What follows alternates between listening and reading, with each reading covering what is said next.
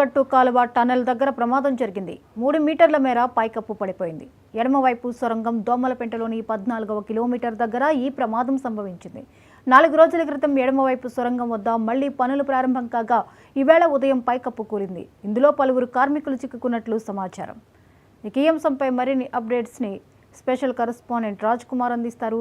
Raj Kumar, Srisailam tunnel దగ్గర జరిగినటువంటి ఈ ఘటనకు సంబంధించిన వివరాలు ఏంటి?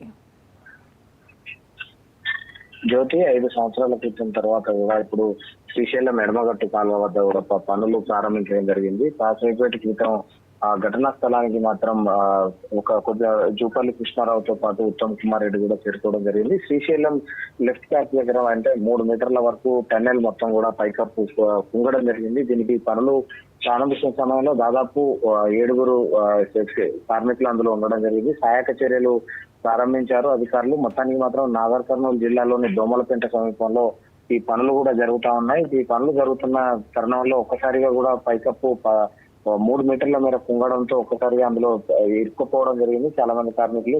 ఈ కార్మికులకు సహాయక చర్యలు కూడా చేస్తా ఉన్నారు. దీనికి సంబంధించినటువంటి ఈ టన్నెల్లో చిక్కుతున్నటువంటి కార్మికులను తీసుకొచ్చే ప్రయత్నం చేస్తున్నారు. సంఘటనా స్థలానికి మాత్రం ఉత్తమ్ కుమార్ రెడ్డితో పాటు అదేవిధంగా మంత్రులు కూడా వెళ్తున్నారు, లోకల్ ఎమ్మెల్యేలతో పాటు. ఇక్కడ మాత్రం వీరికి సంబంధించినటువంటి ఘటనపై కూడా ఎలా జరిగింది అన్న దానిపై విచారించే అవకాశం ఉంది. ఈ యొక్క ఘటన సహాయక చర్యలు ప్రారంభించినా దీనికి సంబంధించినటువంటి ప్రమాదం ఎలా జరిగింది అన్న దానిపైన ఇప్పుడు అధికారులు చేస్తా ఉన్నారు. 3 మీటర్ల పైపుల్స్ అంటే ఎడమ కాలువ 14వ కిలోమీటర్ దగ్గర కూడా ప్రమాదం చోటు చేసుకుందని కూడా తెలుస్తా ఉంది. ఈ టన్నెల్ లెఫ్ట్ హ్యాండ్ టన్నెల్ వద్ద కూడా కొనసాగుతున్నాయి ఈ యొక్క సహాయక చర్యలు ఇప్పుడే కార్మికులు దాదాపు అందులో 7 కార్మికులు కూడా ఉన్నట్టు తెలుస్తా ఉంది. గాయపడ్డ వారందరినీ కూడా దగ్గరలోని ఆసుపత్రికి కూడా తరలించడం జరిగింది.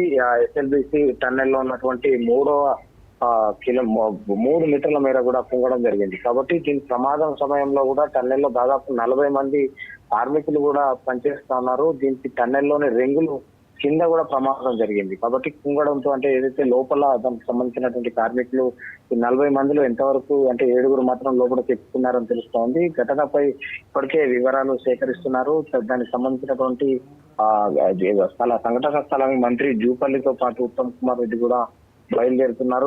దీనిపై విచారించే అవకాశం ఉంది. దీనికి సంబంధించి ఇప్పటికే ఈ ఎడమ సొరంగ మార్గంలో 14వ కిలోమీటర్ల వద్ద అంటే పనులు పునరుద్ధరించడం జరిగింది. ఈ పనుల్లో భాగంగానే ఈ యొక్క ప్రమాదం చోటు చేసుకుంది. వీరందరినీ కూడా బయటికి తీసుకొచ్చి సహాయక చర్యలు చేసే అధికారులు చేస్తా ఉన్నారు. అయితే ఇరిగేషన్ అధికారులు దీని మీద ఏమైనా స్టేట్మెంట్ ఇవ్వడం జరిగిందా? ఇప్పటివరకు అయితే సహాయక చర్యలు నిమగ్నమయ్యారు. ఇప్పటివరకు మంత్రులు బయలుదేరుతున్నారని మాత్రమే సమాచారం ఉంది. దీనికి సంబంధించి పనులు మొదలైన 4వ రోజే ప్రమాదం చోటు చేసుకోవడం, దీనికి సంబంధించినటువంటి అధికారులు ఇప్పటికీ ఇరిగేషన్ సంబంధించినటువంటి ఎవరు మాట్లాడినప్పటికీ మాత్రం ప్రమాదంపై మొత్తం అందులో ఉన్నటువంటి కార్మికులను బయటికి తీసుకొచ్చే ప్రయత్నం చేస్తా ఉన్నారు.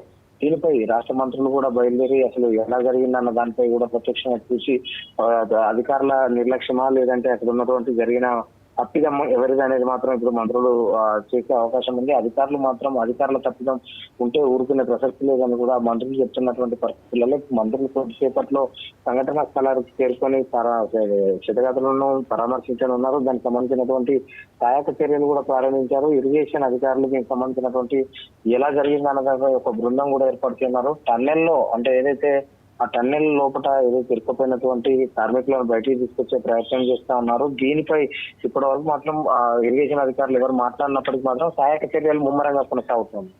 Right, thank you Raj Kumar.